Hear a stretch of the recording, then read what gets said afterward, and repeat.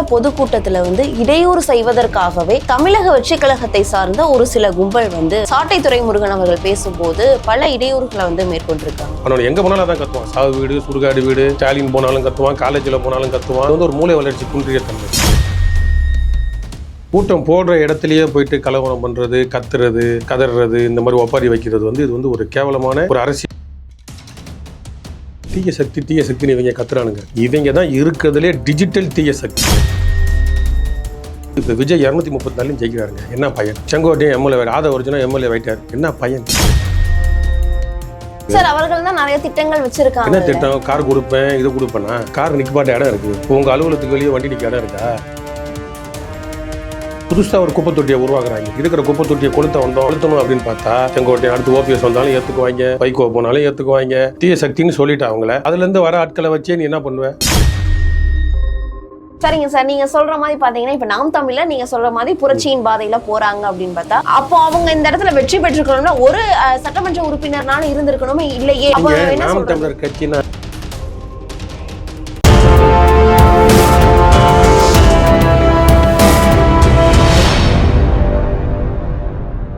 யூத்தமிழ் நேயர்களுக்கு வணக்கம். நான் உங்கள் பிருந்தாசங்கர். இன்று நம்மோடு சிறப்பு விருந்தினராக இணைந்திருப்பது நாம் தமிழர் கட்சியிலிருந்து மாநில கொள்கை பரப்பு செயலாளர் வெற்றி தமிழன் அவர்கள். வணக்கம் சார். வணக்கம். எப்படி இருக்கீங்க?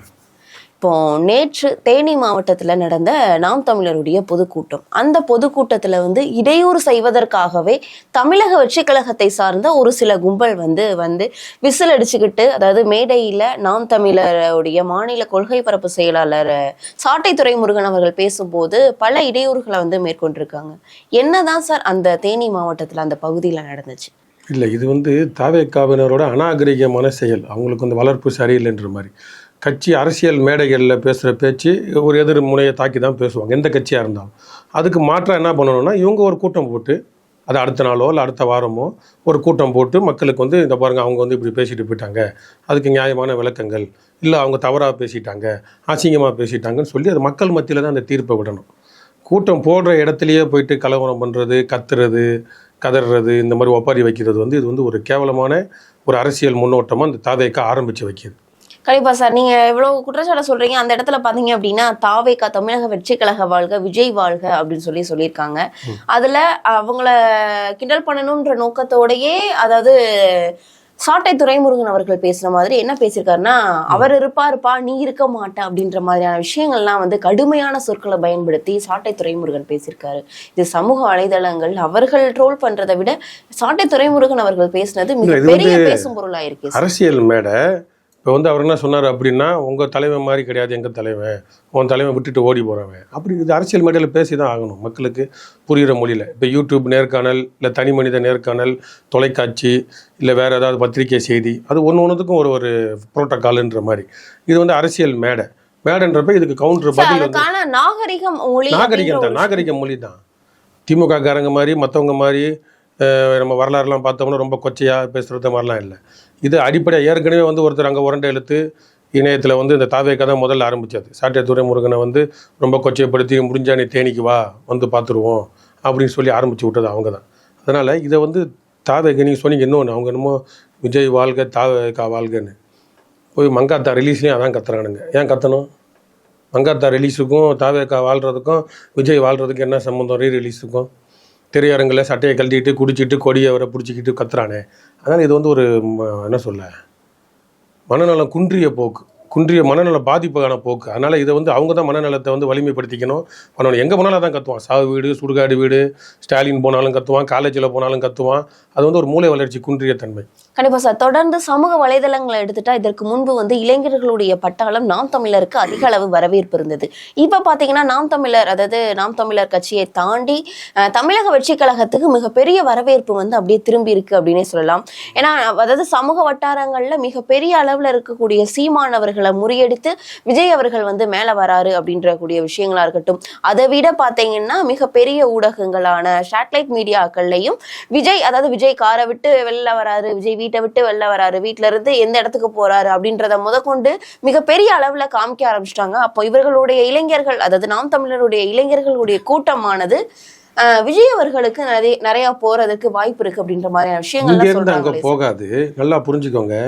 இப்போ நம்ம ஒரு அபியூஸ்ன்ற ஒரு ஆங்கிலத்தில் வார்த்தை இருக்குது. தவறாக பயன்படுத்துதல், ஒரு பொருளை தவறாக, போதைப் பொருளை தவறாக பயன்படுத்துறது, அதிகமாக பயன்படுத்துறது, தான் சீரழிஞ்சு சமுதாயத்தையும் அபியூஸ், தவறாக பயன்படுத்துதல். அப்போ ஒரு குழந்தை இப்போ படிக்கிற பிள்ளைங்கிட்ட போயிட்டு ஒரு போதை பழக்கத்தை அறிமுகப்படுத்துறதுலையோ இல்லை அவங்களுக்கு வேறு ஏதாவது ஒரு கெட்ட பழக்கங்களை உருவாக்குதல் எளிது. ஒரு 18 வயசு 20 வயசுக்கு மேலே உள்ளவங்க, வாலிப வயசில் இருக்கிறவங்க, படித்து சமுதாயத்தில் பட்டு தெளிஞ்சு வந்தவங்களுக்கான நம்ம அவ்வளோ சீக்கிரம் அவங்களை எளிதாகவே அவங்கள வென்ற முடியாது. அப்போ கீழ்நிலையில் மனநிலையில், குழந்தை மனநிலையில், மழலையர் நிலையில் இருக்கிற பிள்ளைங்க கிட்ட போயிட்டு நம்ம போதைப் பொருளை ஈஸியாக திணிக்கலாம். சாக்லேட் வழியாக கொடுக்கலாம், இல்லை வேறு ஏதாவது ஒரு வழியாக கொடுத்து ஏமாற்றி அவங்கள தவறாக பயன்படுத்திக்கலாம். அதுபோல் தான் இதுவும். இதில் மூல வளர்ச்சி கம்மின்றது நான் ஒன்று சொன்னது ஒன்று, இவங்களை ஈஸியாக அபியூஸ் இது. இப்போ விஜய் தான் அரசியல் படுத்தி கொண்டு தனக்கு நம்பி வரும் தொண்டர்கள்ன்ற பேரில் ரசிகர்கள் வராங்க. ரசிகர்களை தொண்டராக்கி அவங்கள அரசியல் படுத்தினா ஒரு நல்ல அறுவடை செய்வார், சமுதாயத்தில் ஒரு மாற்றம் வரும் அப்படின்றத ஒரு நம்பிக்கை. அவர் வந்ததுக்கான நோக்கம் நிறைவேறது நம்ம கம்முன்னு இருக்கலாம். அவர் திராவிடம்னு சொல்லட்டும், இலுமுனாட்டின்னு சொல்லட்டும், உட்டோப்பியன்னு சொல்லட்டும், இந்தியன்னு சொல்லட்டும், தெலுங்குன்னு சொல்லட்டும், மலையாளின்னு சொல்லட்டும், நம்மளுக்கு அது பிரச்சனை இல்லை. ஆனால் அவர் இந்த பாமரத்தனத்தை, அதில் ரொம்ப புரிஞ்சமாக அறிவிலித்தனத்தை, வேக்யூம் ஸ்பேஸ், ஒருத்தன் பட்டும் படாமல் ஒரு அனுபவம் இல்லாமல் ஒருத்தன் வளர்ந்து வரான் அப்படின்னா அவனுக்கு நம்ம சொல்லிக் கொடுக்கணும். டே மாப்பிள்ளை, டே தம்பி, இப்படி தாண்டா வாழ்க்கை, இப்படி தாண்டா பண்ணணும், இந்தந்த பருவத்தில் அதை செய்யணும்டான்னு சொல்லி கொடுத்துட்டு அவனோட உறவாடுறது எப்படி? நானும் தம் அடிக்கிறேன், நீனும் தம் அடி, வா இழு, நானும் சரக்கு அடிக்கிறேன், நீ இதை கலந்து அடி அப்படின்னு சொல்லி அவனுக்கு எடுக்கிறது எப்படி? நான் சொல்கிறது புரியுது அவங்களுக்கு? அப்போ விவரம் சொல்லி கொடுத்துட்டு தான் நம்ம அறுவடை செய்யணும். அப்போ இவரே விவரம் இல்லாமல் இந்த தீய சக்தின்னு இவங்க கத்துறானுங்க. இவங்க தான் இருக்கிறதுலே டிஜிட்டல் தீய சக்தி. திமுக அதிமுக பழைய கணக்கு, அவங்க அதிகாரத்தை விட்டு ஒழியணும், அது ஒழிய போகுது. இல்லை ரொம்ப நாள் ஆனாலும் ஆகும், ஒரு 10 வருஷத்துக்குள்ளே இருக்காது. இப்போ எடப்பாடி அமித்ஷா முழுங்கிட்டார், இந்த கூட்டணி முழுங்கிருச்சு. இது ஸ்டாலினுக்கு அப்புறம் உதயநிதி, அதுக்கப்புறம் இன்பநிதி வளர்கிறதுக்குள்ளே கட்சி இருக்குமான்றதை பார்க்கணும். அது தீய சக்தி முடிஞ்சிடும். இந்த தீய சக்தி இவங்க டிஜிட்டல் தீய சக்தி. புதுசாக ஒரு குப்பை தொட்டியை உருவாக்குறாங்க. இருக்கிற குப்பை தொட்டியை கொளுத்தணும் அப்படின்னு பார்த்தா செங்கோட்டையன், அடுத்து ஓபிஎஸ் வந்தாலும் ஏற்றுக்குவாங்க, வைகோ போனாலும் ஏற்றுக்குவாங்க, இல்லை வேறு யாராவது போனாலும் ஏற்றுக்குவானுங்கன்னா அப்போ என்னத்துக்கு தான் நீ கட்சி வச்சிருக்கிற? தீய சக்தின்னு சொல்லிட்டா அவங்கள.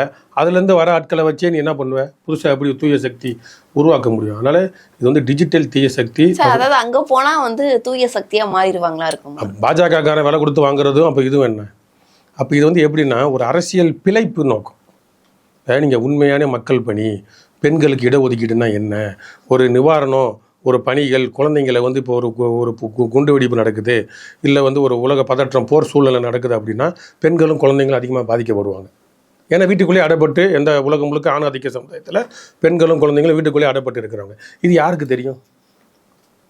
அந்த வரலாறு படித்தவனுக்கு, பல பல அறிவு அரங்கங்களை சந்தித்தவனுக்கு ஒரு போர்னு ஏற்பட்டால், இல்லை ஒரு இயற்கை பேரிடர்னு ஏற்பட்டால் அதிகமாக பெண்களும் குழந்தைங்களும் பாதிக்கப்படுவாங்க. அப்போ நிவாரணப் பொருள் பெண்களுக்கும் குழந்தைங்களுக்கும் அதிகமாக போய் சேராது. ஊருக்கு முகப்பில் இருக்கிறவன் ஆம்பளைங்களே பிடிச்சிக்கிட்டு அடித்து முடிச்சு போயிடுவானுங்க. அப்போ எல்லா பொருளும் எல்லாருக்கும் சேரணும் அப்படின்னா அரசு எப்படி யோசிக்கணும்? இது அரசியல் களத்தில் நிற்கிறவனுக்கு மண்டையில் வரும். இந்த டோபா மண்டியை மாட்டிக்கிட்டு இல்லைன்னா உட்காந்துட்டு உருன்னு பார்க்குறவனுக்கு எப்படி வரும்? கண்டிப்பாக சார். நீங்கள் இவ்வளோ விஷயங்களை சொல்கிறீங்க. ஆனால் மத்தியில் இருக்கக்கூடிய நிர்மலா சீதாராமன் அவர்கள் NDA டிவிக்கு ஒரு பேட்டி கொடுத்துருக்காங்க, நேர்காணல் கொடுத்துருக்காங்க. அதில் சொல்கிறாங்க, விஜய் அவர்களுடைய அரசியல் வருகை என்பது கண்டிப்பாக தமிழகத்தில் ஒரு மிகப்பெரிய மாற்றத்தை ஏற்படுத்தும். ஆனால் அவர் யாருடைய ஓட் பேங்கை பிரிக்க போகிறாரு அப்படின்றது தான் இருக்குது. முக்கியமாக பெண்களுடைய நிலை தமிழகத்தில் மிகப்பெரிய ஒரு நிலையாக இருக்குது. அவர்களுடைய நிலை, அதாவது அவர்களுடைய ஓட் பேங்கையும் பிரிக்க வாய்ப்பு இருக்கு அப்படின்ற மாதிரியான விஷயங்கள்லாம் முன்னிறுத்தி விஜயோடைய வருகை பாதிப்பை கண்டிப்பா ஏற்படுத்தும் அப்படின்னு சொல்லியிருக்காங்களே. ஏற்படுத்தும். அவங்க சொல்றதுனாலன்னு இல்லை, ஓட்டு யார் போடலாம், யார் வேணா போடலாம். அவருக்கு அந்த ரசிகர்கள் மனப்பான்மை, இந்த மாதிரி வீட்டில் பெண்கள் இருப்பாங்க, அவங்களுக்கு வெளி உலக அறிவு, எல்லா பெண்களையும் நான் சொல்ல வரல, வெளி உலக அறிவு இல்லாதவர்கள் சினிமா மட்டுமே பார்த்துக்கிட்டு பிக் பாஸ் பார்த்துட்டே கமலுக்கு ஓட்டு விழுந்துச்சு. ஒரு ரிட்டையர்டு ரவுடி, ரிட்டையர்டு நடிகருக்கே விழுந்தப்போ இவர் ஆக்டிவாக தான் இருந்தார் இது வரைக்கும். அதனால் இவருக்கு விழும். அதில் மாற்று கருத்தில் என்ன ப்ராடக்ட்டு, என்ன சொல்யூஷனு? பாஜகவுக்கு திமுக வரக்கூடாது அந்த ஒரு நோக்கம். அதனால் எவன் வந்தால் என்ன, எந்த பக்கம் எவன் வந்தாலும் அடித்தாலும் திமுக ஒழியணும் அந்த நோக்கத்துக்காக விஜய் கொஞ்சம் விட்டு வேடிக்கை பார்க்குறாங்க. பிடிக்கணும்னா பிடிக்கிறாங்க, அப்பப்போ ரைடுன்னு பிடிக்கிறாங்க. மற்றபடி இப்போ விஜய் 234 ஜெயிக்கிறாருங்க, என்ன பயன்? செங்கோட்டையும் எம்எல்ஏ, ஆதவ ஒரிஜினா எம்எல்ஏ வைட்டார், என்ன பயன்? புரியுதா உங்களுக்கு? சார் அவர்கள் தான் நிறைய திட்டங்கள் என்ன வச்சிருக்காங்க. திட்டம்? கார் கொடுப்பேன், இது கொடுப்பேன்னா கார் நிற்கப்பாட்ட இடம் இருக்குது. இப்போ உங்கள் அலுவலகத்துக்கு வெளியே வண்டி நிற்க இடம் இருக்கா? மாநகரின் உச்ச இடம் இது, நடு மையம், இங்கே இடம் இருக்கா? அப்போ உங்கள் வீட்டு இங்கே சுற்றி உள்ள குடியிருப்புகள்லாம் ஆளுக்கு ஒரு கார் கொடுத்தா எங்கே போய் நிப்பாட்டுவாங்க? பெட்ரோல் யார் போடுவா? அப்போது சென்னை சார் அதாவது அவர் வந்து அது பெரிய அளவுல ஒரு கனவு இது வேணாதான் ஒரு சிறிய அளவு கனவாது வெற்றி ஆகும். அதாவது வீட்டிற்கு ஒரு வாகனம் வேண்டும் அப்படின்னு. வீட்டுக்கு வாகனம், சைக்கிளை நிப்பாட்ட இடம் இல்லையா இன்னைக்கு? எல்லாரும் தெருவில் தானே கடை போட்டிருக்கான். எல்லாம் முட்டாய் கடை, அந்த கடை, நெல்லிக்காய் கடை, அந்த கடை மாறி மாறி போட்டு எல்லாரும் இன்னைக்கு பிழைப்பு இல்லாமல் தெருக்கல்ல தானே கடை போட்டுருக்குறாங்க. அப்போ வாழ்வாதாரத்தை அமைக்கிறதுக்கு என்னவோ பாரு, அவன் வண்டி வாங்கிக்கிறான், இல்லை அவன் என்ன வேணுமோ வாங்கிட்டு போகிறான். அப்போ இந்த ஒரு அரசியல் பார்வையே இல்லாமல் ஒரு பிற்போக்குத்தனமான இந்த மாதிரி அறிவிச்சது.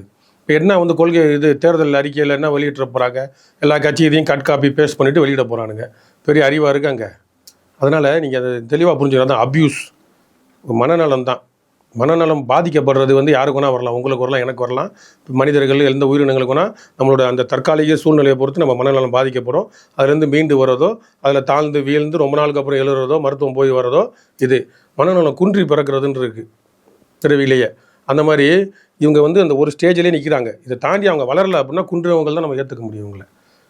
அதான் உண்மை. ஏன்னா இவங்களை வந்து அறுவடை செய்யணும். இப்படியே ஒரு 3வது படிக்கிற குழந்தைய கேட்டேன். இந்த இடத்துல ஒரு 3வது படிக்கிற பெண் குழந்தைய கூப்பிட்டு உட்கார வச்சு கேளுங்க. அதுக்கு அரசியல்னால் என்னென்னு தெரியாது. அப்பா அம்மா என்ன சம்பாதிக்கிறாங்க, எங்கே போய் உழைக்கிறாங்க, எவ்வளோ சம்பளம் வாங்குறாங்க, வாடகை கட்டுறாங்க, கரண்ட்டு பில்லு கட்டுறாங்கன்னு தெரியாது. ஆனால் விஜய்னு பேசும் சினிமாவை பார்த்துட்டு. அதே மனநிலை இவங்களுக்கு பெரிய ஆளாயும் இவங்களுக்கு இப்படின்னா இவங்களுக்கு அரசியல் பிழைப்பு. நம்ம இந்த கட்சியில் இவ்வளோ நாள் இருந்துட்டோமே, நம்மளால் ஒரு இதை துணை முதலமைச்சர் ஆக முடியலையே, இல்லை அது ஆக முடியலையே, இங்கே போனால் கட்ட பஞ்சாயத்து கொஞ்சம் அதிகமாக பண்ணலாமே, புதுசாக வராங்களே ரசிகர்கள் ஓட்டு அதிகமாக வருதுன்னு வர்றது தான் இந்த ஆட்கள் வர்றது. இல்லை சார், நீங்கள் அதிக அளவு நீங்கள் சொல்கிறீங்க இளைஞர்களுடைய குழந்தைகளுடைய வாக்குகள், அதாவது வாக்குகள்ன்றதை விட அவங்களுடைய ஆதரவு வந்து விஜய்க்கு இருக்குது அப்படின்ட்டு, மனநிலை விஜய்க்கு இருக்குது அப்படின்ட்டு. ஆனால் 30 வயதுலேருந்து 40 வயதுக்குரியவர்களும் விஜய் அதிகமாக ஆதரிக்கிறாங்களே, அதை நம்ம அதுதான் சொல்கிறேன், நின்று போச்சுன்ற வளர்ச்சி. இந்த குழந்தையோட மனநிலை அடுத்து அவங்களுக்கு மண்ட வளர்ச்சி, மூளை வளர்ச்சி கம்மி தான் சொல்லுவேன். நான் சொல்கிறது வந்து கொச்சைப்படுத்தி சொல்கிறதுன்னு இல்லை. இந்த திராவிட கட்சிகள் வந்து இப்போ வந்து நீங்கள் பாரதியார் புக்கில் ஏதோ ஒரு பக்கத்தில் படிச்சிருக்கலாம், 7வதுலையோ செய்யுள்ள இல்லை ஏதோ படிச்சிருக்கலாம். செமஸ்டரில் படிச்சிருக்கீங்களா? கிடையாது. அப்போ நீங்கள் இந்த கல்வி முறையில் ஈவே ராமசாமியாக இருக்கட்டும், கார்ல் மார்க்ஸாக இருக்கட்டும், பாரதியாராக இருக்கட்டும், இல்லை வேறு புரட்சியாளர்களாக இருக்கட்டும், நம்ம செமஸ்டர் வைஸாக படித்து நம்ம கல்வி திட்டத்தில் ஒரு விவாதம், ஒரு குழந்தைங்களுக்குள்ள ஒரு அரசியல் அறிவு, ஒரு பகுத்தறிவுன்னு வந்தால் புரட்சியின் பாதையில் இன்றைக்கி வந்து சமுதாயம் நின்றுருக்கும் அந்த 50-60 வருஷத்தில். புரியுதா உங்களுக்கு? இந்த இப்போ பள்ளிக்கூடம் கல்லூரிலாம் பார்த்தீங்க அப்படின்னா என்ன பாடம் எடுக்கிறான்? சரிங்க சார், நீங்க சொல்ற மாதிரி பாத்தீங்கன்னா இப்ப நாம் தமிழ்ல நீங்க சொல்ற மாதிரி புரட்சியின் பாதையில போறாங்க அப்படின்னு பார்த்தா, அப்போ அவங்க இந்த இடத்துல வெற்றி பெற்றுக்கணும்னா ஒரு சட்டமன்ற உறுப்பினர்னாலும் இருந்திருக்கணுமே இல்லையே. அதாவது கிட்டத்தட்ட 15 வருட போராட்டங்களுக்கு பின்பு இப்பதான் 8.2% வாக்கு வாங்குற வர நிலைக்கே வந்து நாம் தமிழர் கட்சி வந்திருக்கு. அப்போ நாம் தமிழர் கட்சின்னா சாதாரண ஓட்டு கட்சி, அரசியல் கட்சின்னு நீங்க நினைக்கிறீங்க. இப்போ வந்து 2009 அங்கே 1.5 லட்சம் பேர் செத்த பிறகு அத்தனை பேர் செத்தாங்கல்ல, அங்கே இப்போ வேறு பக்கத்து நாடுன்னுவாங்க, பிரபாகரன்வாங்க, எல்லாம் பண்ணுவாங்க. இது வந்து ஒரு 10,000 வருடங்களுக்கு மேலே 10,000 வருடங்களாக தமிழன் 10 நூற்றாண்டு அடிமையாக இருந்திருக்கிறான். ராஜராஜ சோழனுக்கு பிறகு அடிமை. என்னன்னே தெரியாது, அவன் இலக்கியம் வரலாறு தெரியாது. இப்போ திடீர்னு திருமாவளவன் வந்து அவர் கட்சி ஆரம்பித்த புதுசில் எல்லாரும் தமிழில் பேர் மாற்றுங்கன்னு சொல்லி அது ஒரு சின்ன லெவலில் பண்ணியிருக்கிறார். இப்போ அவரும் மலிங்கி போய் திமுகவோட ஒண்டிட்டு போயிட்டார். அப்போ பெத்த பிள்ளைக்கு தமிழில் பேர் வைக்கிறது, சாலைகளில் வீதிகளில் தமிழில் பாரதிதாசனை திரும்ப படிக்கிறது, பாரதியாரை படிக்கிறது, திரும்ப இந்த மறுமலர்ச்சி அரசியல் ஓட்டு அரசியலை கடந்து பல அரசியல் நாங்கள் செஞ்சுருக்கிறோம். இங்கே கனிமொழி அவர்கள் இன்றைக்கி வந்து திராவிடம் நாங்கள் புரட்சி செஞ்சிட்டோம், புடலங்க அது இதுன்னு பேசுவாங்க. அவங்க கைதாகிட்டு 2G வழக்குலேருந்து வெளியில் வரப்போ கூட செண்ட மேளம் தான் வாசித்தாங்களே ஒழிய பறை வாசிக்கலை. பறை வாசித்தா திமுகவுக்கு தீட்டு. இன்றைக்கி பறை வந்து அரசியல் மேடைகளில், திருமண மேடைகளில், சாவை கடந்து அனைத்து மேடைகளிலும் வாசிக்கப்படுதுன்னா அது நாம் தமிழரால். நம்ம கீழ் ஜாதின்னு பார்க்கக்கூடாது, நம்ம எல்லாம் தமிழண்டா, ஆதிய தமிழண்டா, அவன் விடுதலை இல்லைன்னா நம்மளுக்கு விடுதலை இல்லைடான்னு சொல்லி கொண்டு வந்தது. இவ்வளோ பெரிய புரட்சிகள் செய்கிறப்ப பக்குவப்பட்ட சமுதாயம் கொஞ்சம் ஓரளவு பட்டு தெளிஞ்சவன் கொஞ்சம் பேர் வருவான், அழியும் பல பேர் போவான். சமுதாயம் ஓவர் பாப்புலேஷனை பார்ப்போமே. அரை நூற்றாண்டா இல்லை இந்தியா விடுதலையான நாளில் இருந்து இங்கே திராவிட கட்சி தான். காங்கிரஸ் கொஞ்ச நாள், காங்கிரஸ்னால் அவங்க எல்லாம் இந்தின்னு நம்மளை போட்டு தள்ளிட்டாங்க.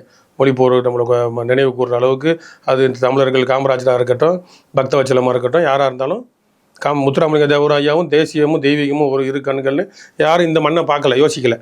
பீர்மேடு அந்த அண்ணன், இந்த முல்லை பெரியார் அந்த அண்ணன் எல்லாமே இந்தியான்னு சொல்லி நம்ம விட்டுட்டாங்க. அப்போ அதுக்கப்புறம் ஆண்ட இந்த திராவிடர்கள் நம்மளை வந்து இந்த ஒரு ரசிகை மனப்பான்மை, கன்சியூமரிட்டி கல்ச்சர், நுகர்வு வாங்கி திங்கிற கலாச்சாரத்தில் இந்த உலகமயமாக்கல் என்ன கொண்டு வந்துச்சோ அதை அப்படியே கொண்டு வந்ததுனால இதுலேருந்து மீள்றதுக்கு ஒரு பெரும் புரட்சி தேவைப்படுது. இது அரசியலே நாங்கள் வந்துட்டோம், அரசியலில் வராமல் கூட செய்யலாம். வந்துட்டதுனால அது வந்து உங்களுக்கு இந்த கேள்விகள்லாம் ஈஸியாக இருக்குது, எளிதாக இருக்குது எங்களுக்கு கேட்கறதுக்கு. ஆனால் இது வந்து பெரும் பணி, இன்னும் நிறையா பண்ண வேண்டியது இருக்குது. கண்டிப்பா சார். நீ இவ்வளவு புரட்சிகள் தொடர்ந்து மக்கள் மத்தியில வந்து தொடர்ந்து நாம் தமிழர் சார்பாக பல மேடைகள்ல பேசப்பட்டாலும் மக்களுக்கு முழுமையாக சென்றடைந்திருக்கா அப்படின்னா ஒரு குறிப்பிட்ட சமூகம், ஒரு குறிப்பிட்ட மனிதர்களுக்கு மட்டும்தான் சென்றடைந்திருக்கு அப்படின்றத நம்மளால வந்து உணர முடியுது. இது 2026ல, ஏன்னா இப்போ மாற்றத்தை உண்டாக்கும் மக்களுக்கான மாநாடு அப்படின்னு திருச்சியில நடத்த இருக்கிறாங்க. அதாவது இந்த மாற்றத்தை விரும்பும் மாநாடு மூலியமா எந்த அளவுக்கு மக்கள் கிட்ட போய் கொண்டு சேர்க்க போறாரு நாம் தமிழர் கட்சியினர்?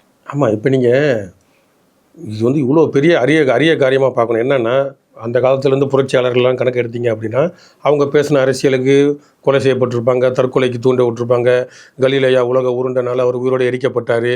எல்லாமே ஒரு ஆஃப்டர் ஆல் ராஜீவ்காந்தி சொன்ன மாதிரி 200 பாய்ஸ். விடுதலை புலியை பார்த்து ராஜீவ்காந்தி என்ன சொன்னார்? After all 200 பாய்ஸ்னார். ஏசுநாதர் கூட இருந்தது யார்? After all 12 boys. நபிகள் நாயகத்து கூட இருந்தது அவர் மனைவி மட்டும்தான். அப்போது இந்த புரட்சி செஞ்சவங்க, சமுதாயத்தில் கிளர்ச்சியை உண்டாக்கினவர்கள் எல்லாமே பார்த்திங்கன்னா ரொம்ப எண்ணிக்கையில், சிறுபான்மையர் கூட கிடையாது, ரொம்ப எண்ணிக்கையில் குறைவு. இப்போ நம்ம புரட்சியும் செய்ய வேண்டியது இருக்குது. இந்த சாக்கடை அரசியலில் இந்த இந்திய ஜனநாயகம்ன்ற பேரில் இவங்க ஆடுற கல்லாட்டத்திலையும் உள்ளே புந்து விளையாட வேண்டியது இருக்குது.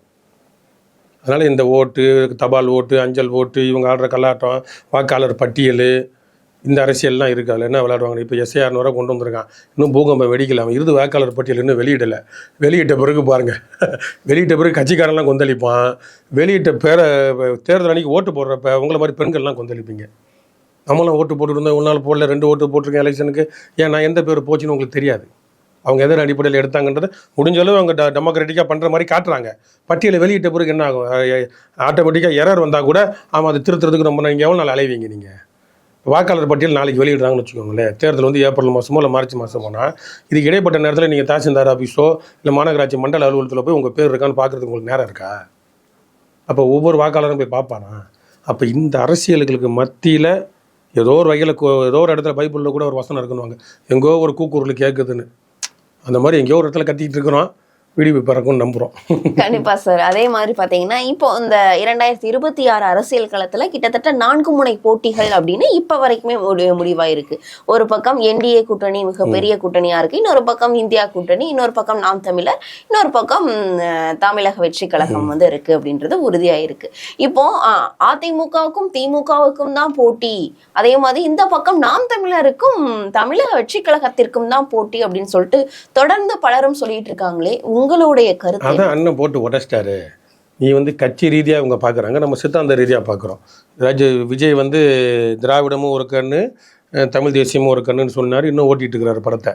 அப்போ திராவிட அந்த சாக்கடையில் தான் எல்லாரும் வராங்க. அதிமுக, திமுக, அந்த கூட்டணி, விடுதலை சிறுத்தை, கம்யூனிஸ்ட்டு, மதிமுக எல்லாருமே வராங்க. இவங்களும் அதில் தான் வராங்க. இவரும் அதை ஏற்றுக்கிட்டார்.